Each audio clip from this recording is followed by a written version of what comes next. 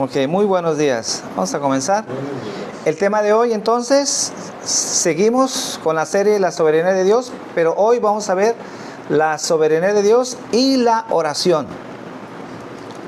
Vamos a ver el lugar que ocupa la oración en la vida cristiana y cuál es esa relación que tiene con la soberanía de Dios. Entonces comienzo citando Primera de Juan, capítulo 5, versículo 14. Primera de Juan 5, 14. Y esta es la confianza que tenemos en Él, que si pedimos alguna cosa conforme a su voluntad, Él nos oye. Aquí ya vemos un principio, ¿verdad? No oramos cualquier cosa, no pedimos cualquier cosa, ¿verdad? Si no hay un parámetro. ¿Cuál es? Si oramos conforme a la voluntad de Dios. Y cuando hablamos de la voluntad de Dios, estamos hablando de su soberanía. ¿Y por qué es importante este tema? Porque las enseñanzas últimamente dentro de las iglesias se ha exagerado en cuanto a la oración, ¿verdad? Yo siento que hemos desvirtuado o no se ha explicado exactamente lo que es la oración. Tan es así que yo estoy seguro que la mayoría de nosotros hemos escuchado que la oración tiene poder. La oración tiene poder para cambiar las cosas. Entonces, ¿qué estamos enfatizando? Aquí el problema es enfatizar la oración, ¿verdad? Y le estamos dando el segundo lugar a Dios, ¿verdad? ¿Qué es lo que tiene poder? La oración. Entonces, lo que tú ores, la oración tiene poder, entonces eso es lo que va a mover las cosas, pero no sé si de una forma directa o indirecta, pero yo siento que ya directa, con eso movemos a Dios. Entonces oramos y Dios se tiene que mover con lo que estamos orando. ¿Por qué? Porque la oración tiene poder. Entonces se enfatiza más hoy en día las peticiones que nosotros tenemos que los deseos de Dios, o como leímos ahorita, o la voluntad de Dios. ¿Cuál es la voluntad de Dios? Se enseña que el destino del hombre puede ser cambiado y moldeado por la oración. Pero en realidad esta enseñanza, que aunque parece piadosa, que parece bien, porque estamos acostumbrados a escuchar eso, nos vamos a dar cuenta a lo largo de este tema y del domingo que viene, que en realidad no es así. Yo más diría que es una enseñanza que no es bíblica. Entonces el destino humano dicen que puede ser moldeado por la voluntad del hombre. Es acerca de la voluntad de la criatura, sea más suprema, lo cual equivale de alguna manera ser como Dios a través de la oración. Pero vean lo que dice este versículo, Primera de Samuel, capítulo 2, versículo 6, que son versículos muy duros. Pero quiero que vean cómo a veces la Biblia enfatiza, no muchas veces, pero lo dice, ¿verdad? Que la última palabra la tiene Dios. Primera de Samuel 2:6 dice: Jehová mata y Él da vida.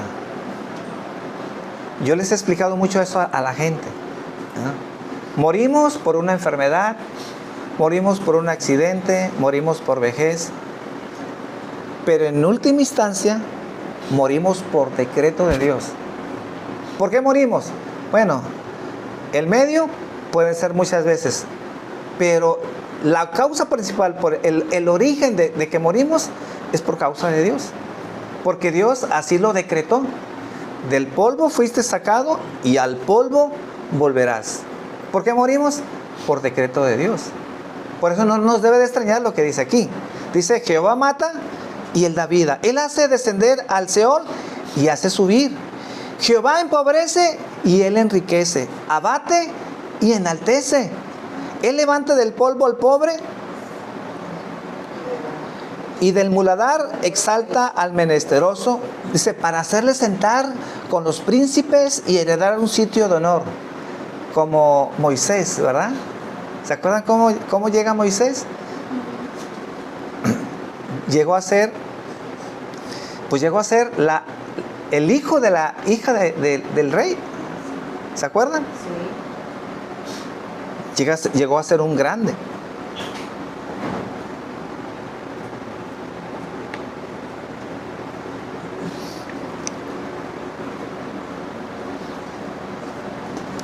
Pero las escrituras en realidad enseñan muy diferente a lo que hoy en día se está enseñando con la oración, de lo que puede lograr. Dice Efesios en el capítulo 1, versículo 11, que es un tema que ya hemos hablado sobre la soberanía de Dios. Dice Efesios 1:11, en él asimismo tuvimos herencia, habiendo sido predestinados conforme al propósito del que hace todas las cosas, según el designio de su voluntad. Dios hace todas las cosas, según el designio de su voluntad. No son ocurrencias, ¿verdad? No es que la vida pase y Dios suelta la vida y bueno, pues mientras todo vaya bien, no meto la mano. No, todo lo que Dios hace, lo hace de acuerdo al designio de su voluntad. Entonces, los creyentes hoy en día enseñan que la oración tiene poder, pero en realidad el que tiene poder es Dios. El que tiene poder es Dios. También hoy en día se enfatiza mucho la fe, ¿sí o no? La fe tiene poder, hermano, la fe. Entonces es fe en la fe. Ya no es fe en Dios, es fe en la fe. ¿Por qué? Porque la fe tiene poder. No, la fe debe estar descansada. La fe, la herramienta de la fe, lo único que es saber en dónde depositarlo. Como decía un cliente que iba conmigo, no importa que la gente tenga fe, la gente puede poner la fe en donde sea, lo importante es tener fe. Le digo, pues imagínense, si yo pongo la fe en un poste, pues eso ya es ganancia, ¿no? No, la fe radica en dónde la pones. Y si tú quieres la puedes poner en un poste, claro que sí, pero pues a ver si te salva el poste, ¿no? A ver si te saca de apuros. Pero la fe solamente tiene sentido, ¿verdad? Cuando la pones en Dios. Entonces, de darle la gloria a Dios, ¿verdad? Entonces exaltamos a la fe, ¿verdad? Entonces, inclusive clasificamos al cristianismo de acuerdo a su fe, ¿no? No, ese hombre es un hombre de fe, ¿no? ¿Por qué? Porque hace prodigios, hace milagros, no. Lo que pasa es que la fe debe estar descansando en Dios. Y cuando descansamos en Dios, las cosas pueden suceder, ¿verdad? Pero no es en sí por la fe.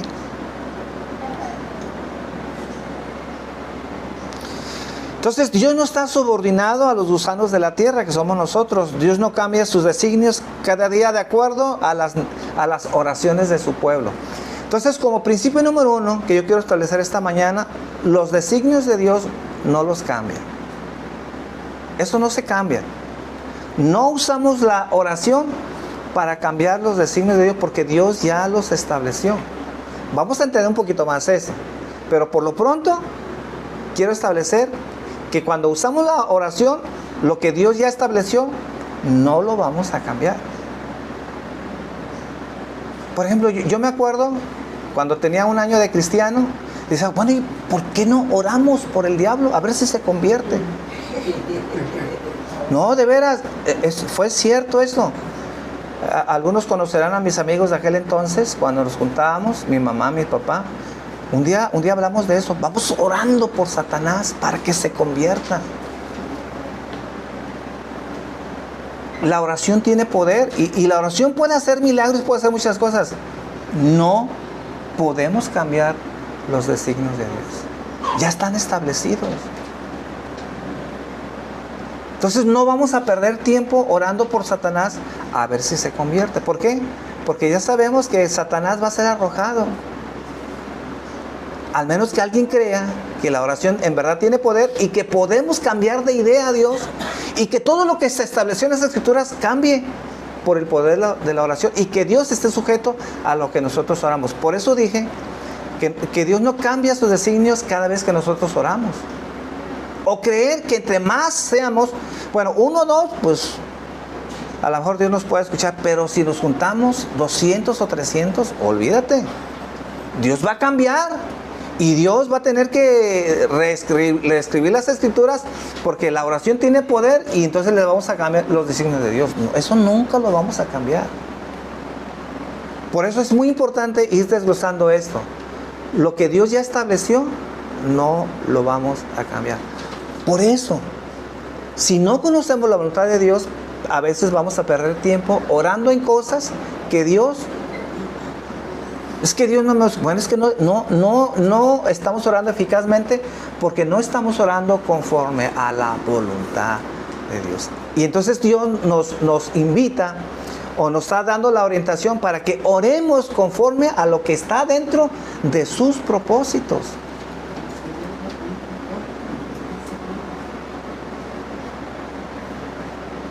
Entonces Dios no está subordinado a la tierra. Dios no va a cambiar sus designios de acuerdo a nuestras oraciones cada vez que nosotros oremos. Al revés, lo que nos debe de dar más confianza, ¿por qué debemos de confiar en Dios? ¿Por qué nuestras oraciones deben de descansar en Él? Porque tenemos un Dios inmutable. No tenemos un Dios que dice una cosa un día y otro día dice otra cosa, ¿verdad? Entonces Dios lo que ha dicho, Él no lo va a cambiar. Que Él guarda su palabra.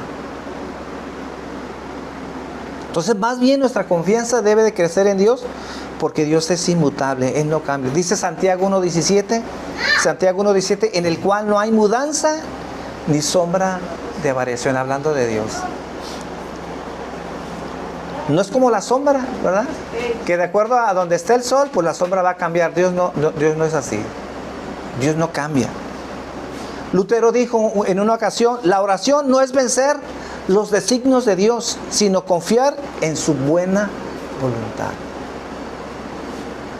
No oramos para cambiar sus designios, sino para que podamos confiar en lo que Dios ha establecido.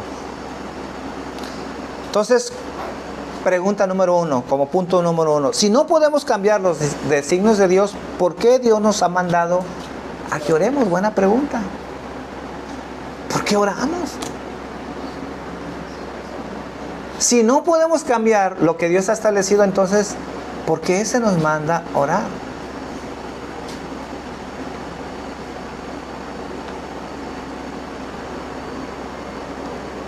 Yo creo que la inmensa mayoría de las personas responderán a esta pregunta para que podamos obtener de Dios lo que necesitamos. Por eso oramos.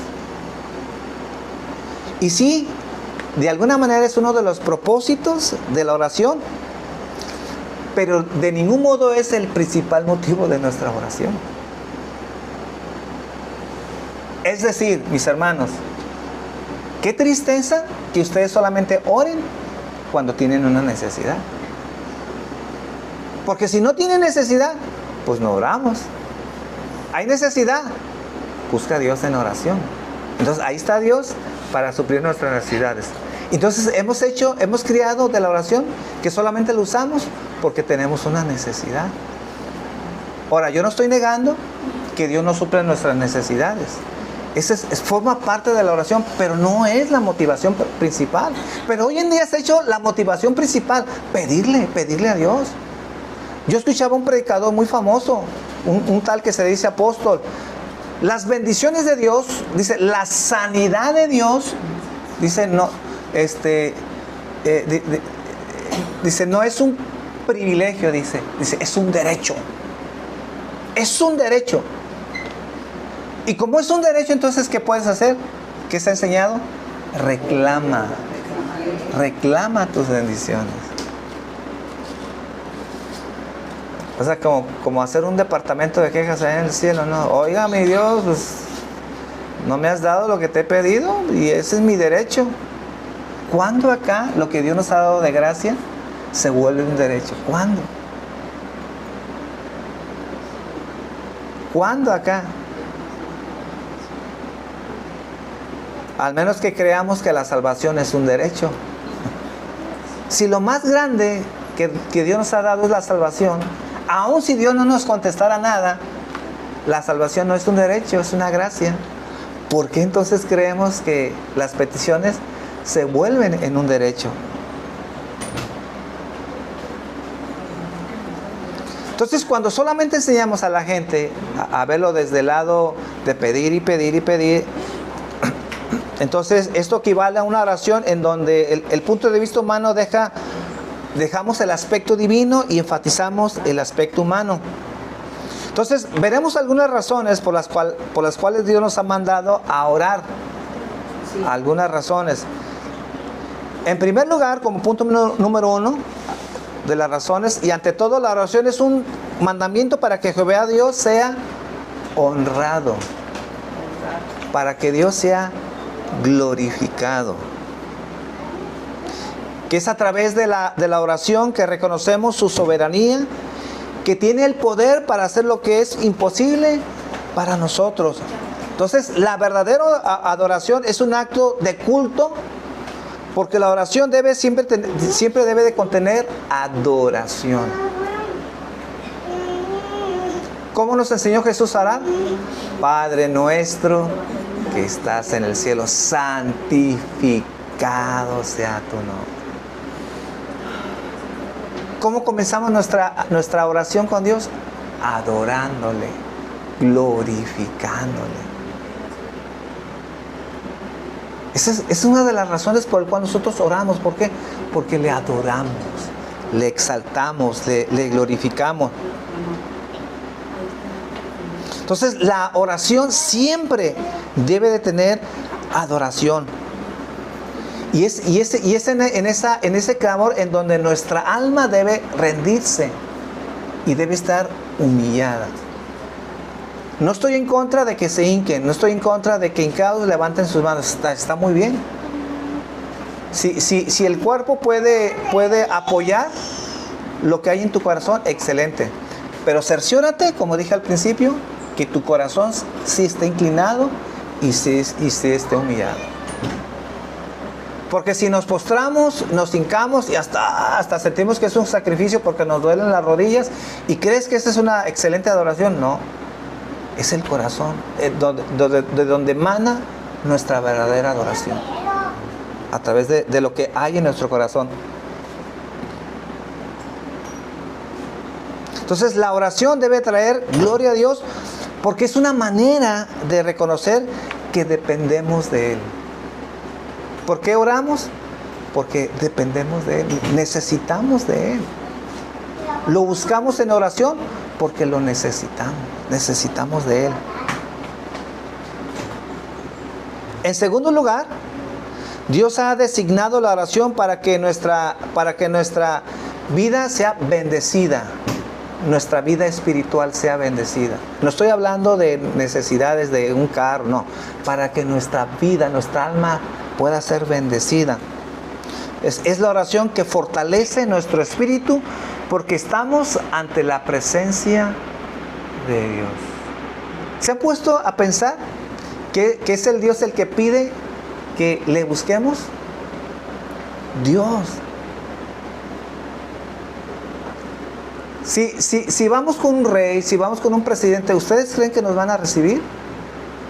¿Nos van a abrir la puerta? Sería muy difícil. Yo creo que sería muy complicado. Si queremos ir con la reina de Inglaterra, ¿ustedes creen que nos estén esperando con los brazos abiertos? Seguramente que no. Y aún si buscamos una petición, una audiencia para estar con ella, yo creo que no nos la darían. Pero el Rey de Reyes y Señor de Señores, Él es el que hace la petición para que estemos con Él. Para que estemos ante su presencia. Entonces su presencia conforta nuestra alma y conforta nuestro ser. Ya el hecho de entrar en oración, de tener el corazón postrado ante Dios, eso va a bendecir nuestras vidas. Sin pedir nada, sin clamar nada. Entonces todo esto debe ser una prioridad para nuestras vidas antes de pasar a considerar como un medio de obtener nuestra satisfacción de nuestras necesidades. Antes de que le pidamos por una necesidad, busquemos la satisfacción de nuestra alma, de nuestro ser. El sentirnos bendecidos que estamos con la mejor persona que podemos estar en esta vida, con nuestro Dios.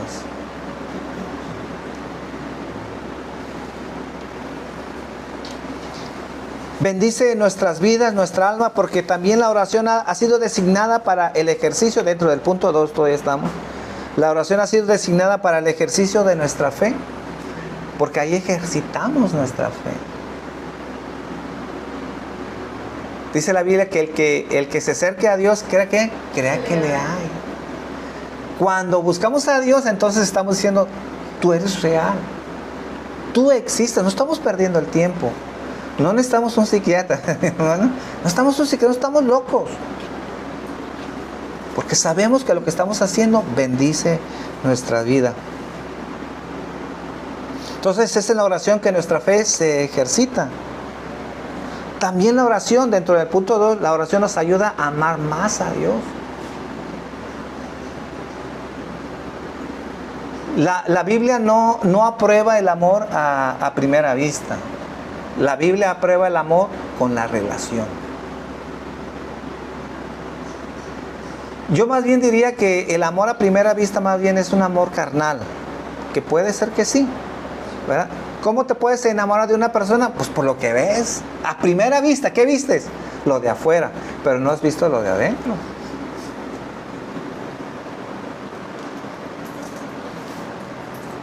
Y a veces el chasco que se lleva mucha gente, ¿verdad? Que se enamora por lo de afuera, pero ya cuando se casan, te das cuenta que le huelen los pies.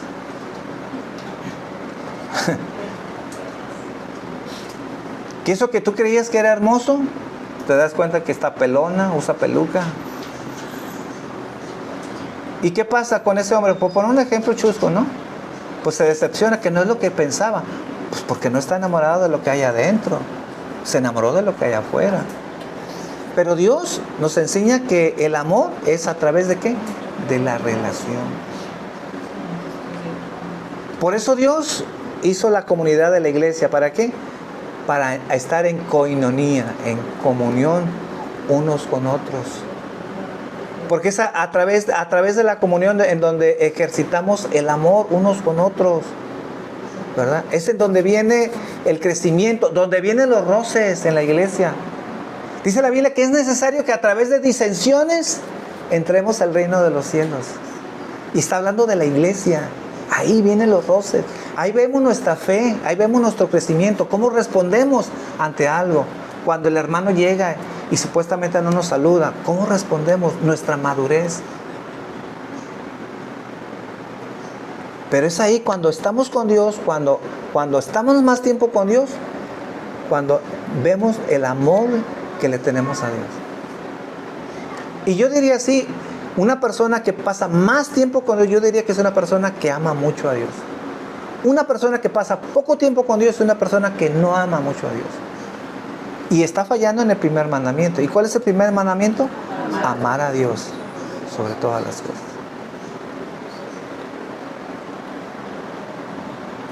En tercer lugar, ahora sí nos vamos al tercer punto. En tercer lugar, la oración ha sido mandada por Dios para que busquemos en Él las cosas que necesitamos. Ahora sí, pero no son las primeras cosas. Ya vimos otras cosas más importantes que nuestras necesidades terrenales. Porque no dejan de ser ¿qué? Terrenales. Que cuando pasamos al ámbito de lo eterno, no sirven de nada.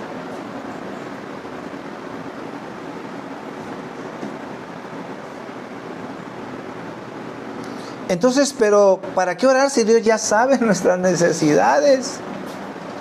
Dice Mateo 6:8, no os hagáis pues semejantes a ellos, porque vuestro Padre sabe de qué cosas tenéis necesidad antes de que vosotros le pidáis.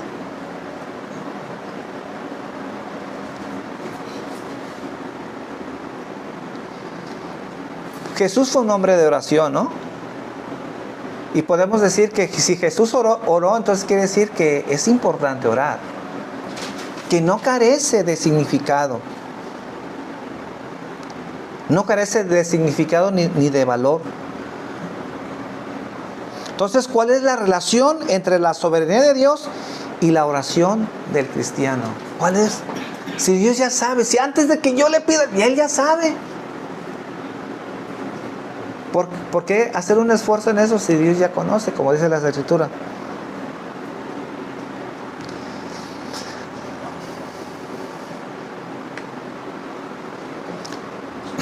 Lo que vamos a dar una respuesta ahorita inmediata, que después el siguiente domingo lo vamos a desglosar. Dios ha decretado que estos acontecimientos tengan un lugar, pero también Dios ha decretado que estos acontecimientos tengan lugar a través de la oración. Si Dios ha decretado que tú sanes a través de una cirugía, entonces serás sanado a través de una cirugía. Por lo que significa, mi hermano, sin darle mucha vuelta, si no hay cirugía, no hay sanidad. Lo voy a explicar el domingo que viene. Dios ha decretado cosas. O sea, Dios ya sabe las cosas, pero también Dios las ha decretado. Y una de ellas, para que sucedan, es la oración.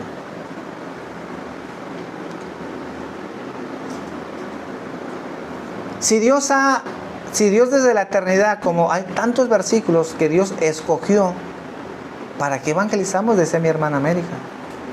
Porque Dios ha decretado que es a través del evangelio en que esos que Dios ha elegido se van a salvar. No predicas el evangelio, no se salvan. Tenemos que predicar el evangelio. Ese es el designio de Dios.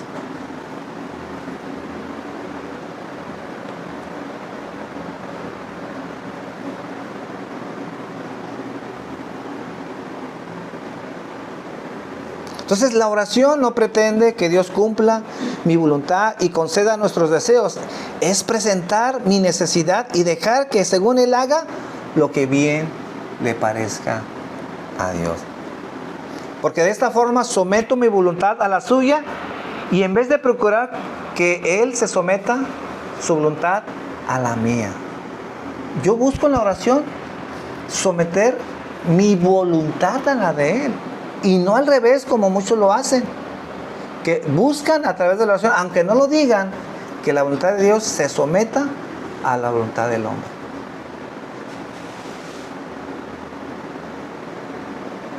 Entonces Dios siempre va a contestar nuestras oraciones y esto hay que aprender muy bien, pero no siempre como uno a veces espera. A veces una contestación puede ser un no. Porque para muchos es que diga que sí. No, un no también es una contestación. Quiero poner un ejemplo. Dice en las Escrituras que Pablo fue llevado al tercer cielo. ¿Se acuerdan de eso? Sus oídos han escuchado y sus ojos han contemplado lo que ningún mortal había experimentado. Él tuvo el privilegio de ser llevado al tercer cielo.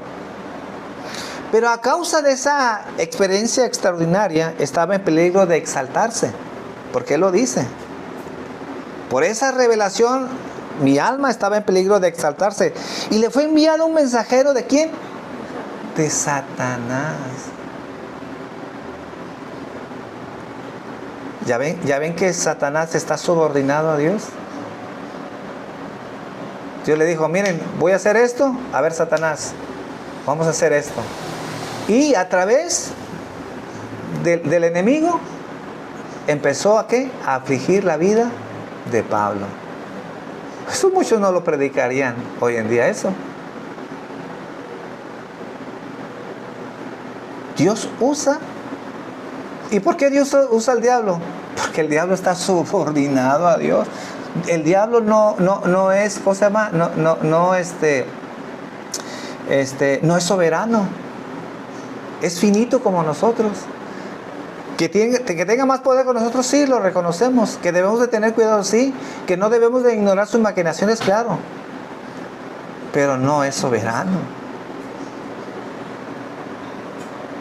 Entonces dice que le fue enviado un mensajero de Satanás para que le abofetee, para que no se enaltezca sobremanera.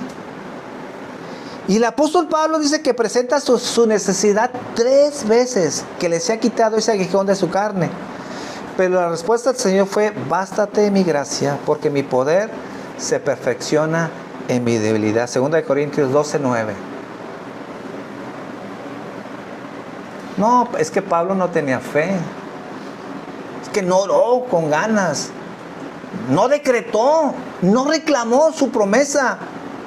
No reclamó lo que era su derecho, no. Él oró y 3 veces el Señor, bástate mi gracia.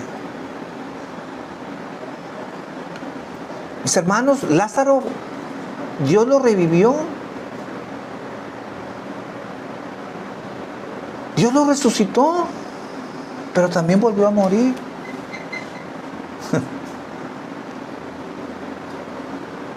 Todos los cristianos que han sido piadosos, todos nos morimos. Y déjeme decirle que la mayoría de los cristianos que han muerto en esta vida posiblemente han sido por enfermedad. Es que el deseo de Dios es que nadie se enferme. El deseo de Dios es que nadie esté enfermo. Eso no enseña las Escrituras. Porque la mayoría de los hombres, si no es que les han quitado la vida, han muerto por una enfermedad.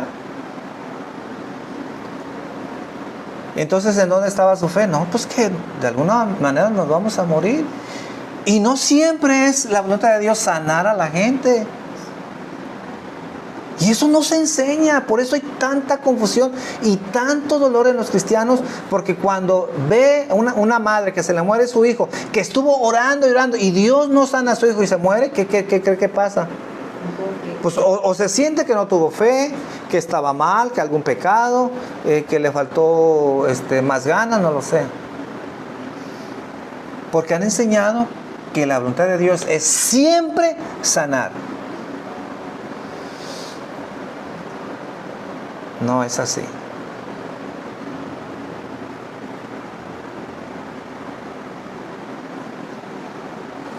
Entonces, ¿la oración de Pablo fue contestada? Sí, sin duda. Pero no como él la había pedido.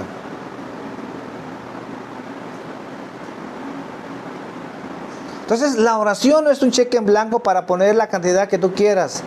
Sus promesas no lo incluye todo.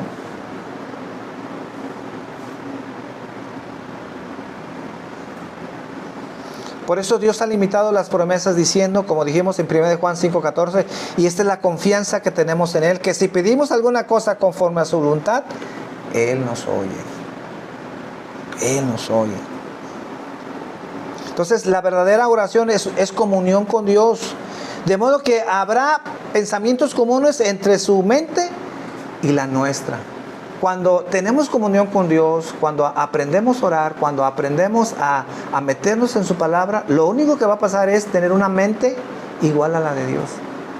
Por eso cuando tenemos una mente igual a la de Dios, entonces vamos a pedir siempre conforme a su voluntad. Y vamos a estar más de acuerdo, más contentos con lo que Dios hace, ¿verdad? Pero también vamos a saber que cuando Dios no hace lo que Él dice, lo que nosotros queremos, también lo vamos a saber, como lo supo Pablo. Que dijo, Señor, 3 veces he orado y que me quites esto, ya no aguanto. Pero dice, bástate mi gracia. ¿Y qué pasó con Pablo? Que Dios sabía que esa era su voluntad. Jesús dijo, Señor, si es posible, pase de mí esta copa, pero no se haga como yo quiero, sino como tú quieres. Ya no se enseña así. Señor, ahora como yo quiero, es como tú debes de hacer. Yo quiero esto, yo lo reclamo. Yo hasta lo pisamos, ¿no? ¿Cómo decimos? Como...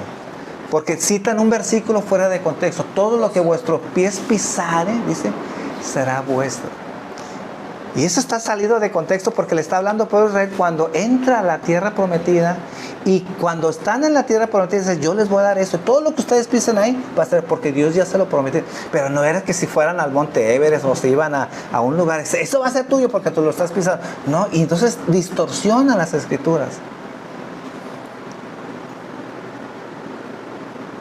Nosotros íbamos a ciertos lugares y dábamos vuelta como en Jericó y reclamamos, Señor, este lugar es para ti, ¿no? Como muchas iglesias van y le dan vuelta a los antros, a los tables, ¿no? Y Señor, para tu gloria. Porque todo lo que pisa en nuestros pies será nuestro. No, es un versículo fuera de contexto.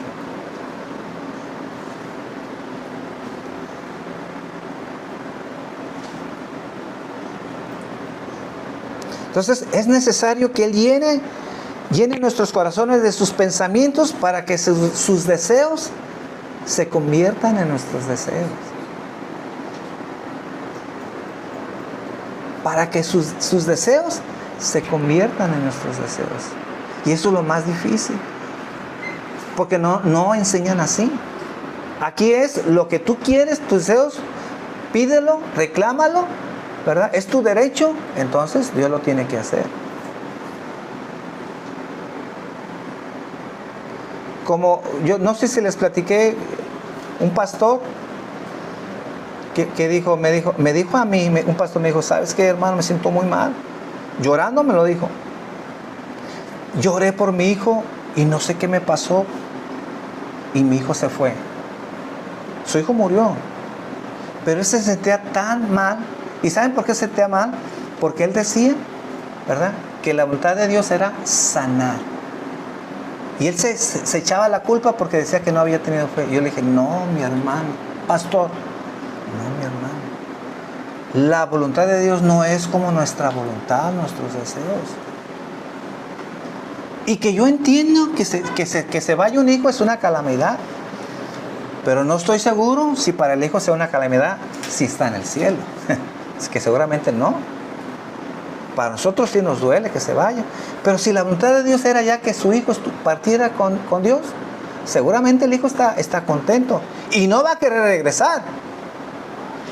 Pero por una falsa enseñanza en cuanto a la oración, ¿verdad?, que en donde se dice que la voluntad de Dios es sanar, sea lo que sea que Dios va a sanar, eso es falso.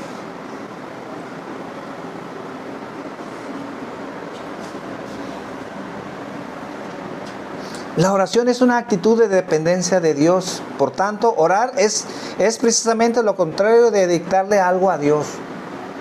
No le dictamos lo que Dios tiene que hacer. Entonces la oración no es pedirle a Dios que cambie sus propósitos o que forme uno nuevo. La oración es la adopción de una actitud de dependencia total en Dios.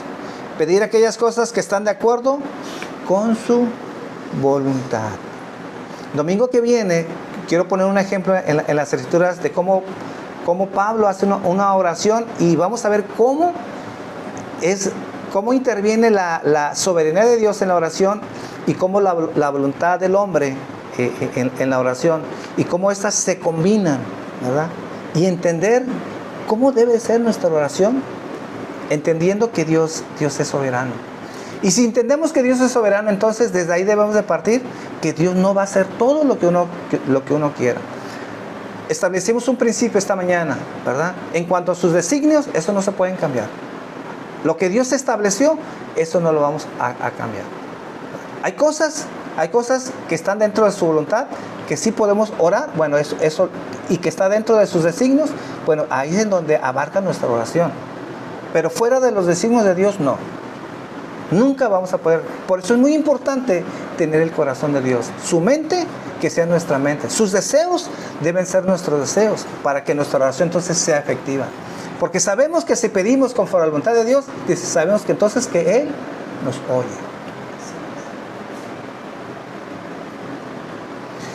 Padre, esta mañana te damos gracias, Señor.